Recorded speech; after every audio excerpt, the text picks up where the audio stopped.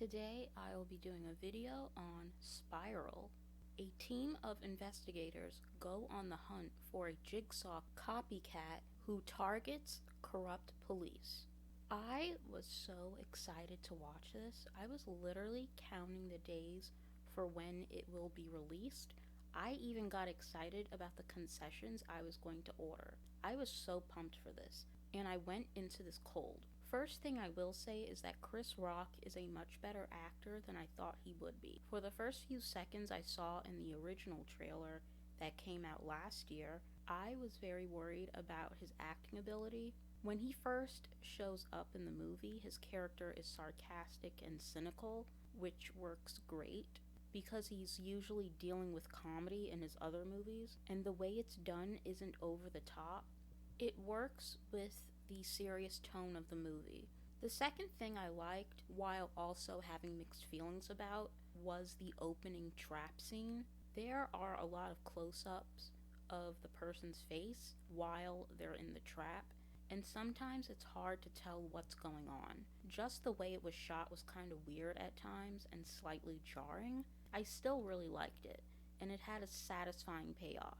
As for the rest of the traps, most of them were kinda underwhelming. You get a lot of blood and gore, but it didn't have the same imaginative impact like the previous Saw movies, and that was disappointing. But after giving it some thought, it makes sense that the traps wouldn't be as good because it's not John Kramer or his henchmen making these traps. It's a copycat. So of course it's not going to have that magical touch to it.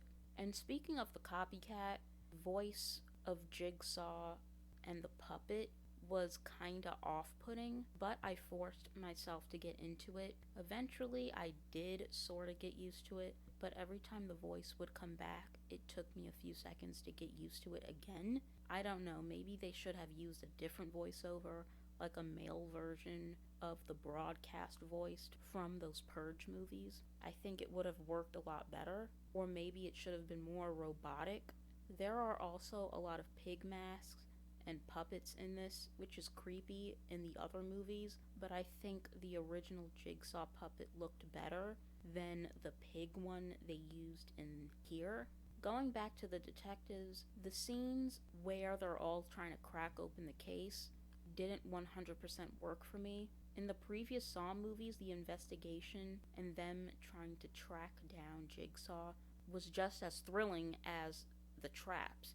But here I kept thinking, when are we going to see more traps? When are we going to hurry this up and get to the traps? When it shouldn't just be about the traps, it should be about the journey and playing cat and mouse.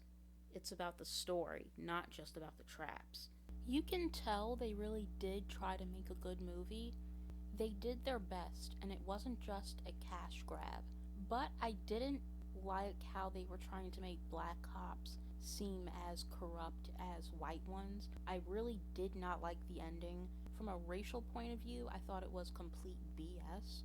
It was the last shot of the film, and it left a very bad taste in my mouth. Also, there were some things that confused me, and this is where I'm going to get into spoilers. But why didn't Samuel L. Jackson tell Chris Rock to tell the SWAT team not to come in? Because he was trying to shout that out while Chris was fighting the other guy.